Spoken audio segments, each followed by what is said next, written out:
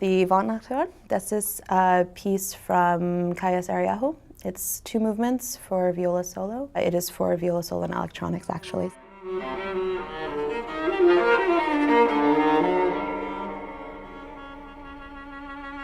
The first movement is sort of a very organic, from nothing start that kind of blossoms into quite a emotional, intense situation. A lot of very rhythmic, very fast, ba-da-da-da, rhythmic situations that kind of flow back. And then the second movement is a much more introverted call and response.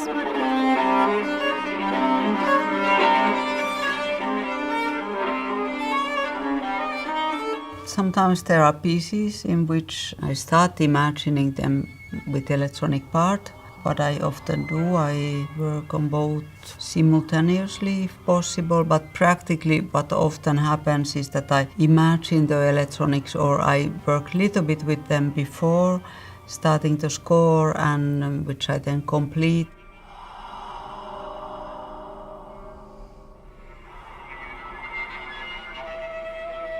Often my electronics, for example, the pieces, they are either live processing or they are sound files which are stored in a computer and then they are started at certain point of the score.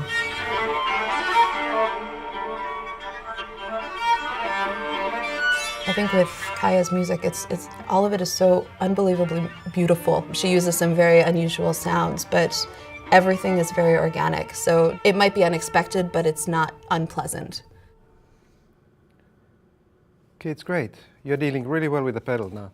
Pedal 19, your last pedal, you really need to start playing stronger than that. That all of these Kaija's dynamics, they're kind of completely relative. You have to. You may take them up 1, 2, even 3 notches, because now you played those last 2 lines like you would without electronics, and I would have probably been very happy to hear them, but right now I didn't hear hardly anything. And also when you get to the last 3 bars, when you just have that trill and tremolo and all that, even there you should use your imagination, because when you get to the pure noise, your timing happened to be absolutely perfect, that the sound that we heard from there was really the sound of viola, just the noise of playing on the bridge. So use that. If the timing happens to be that perfect, make me also hear you produce the same sound. I heard it under my ear. Yeah. It was actually quite interesting today when we coached with Anssi. He very much instilled in us that this should be treated more chamber music-like and less soloist with some background man with computer.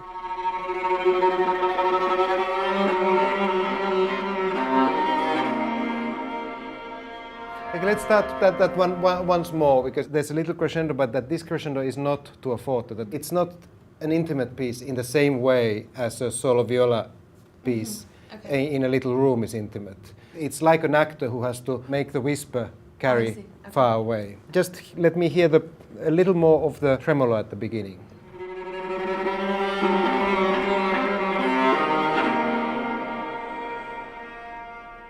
For me, it's the same as playing the Indian string quartet or something. You're constantly reacting, you're constantly adapting what you are doing to what you hear.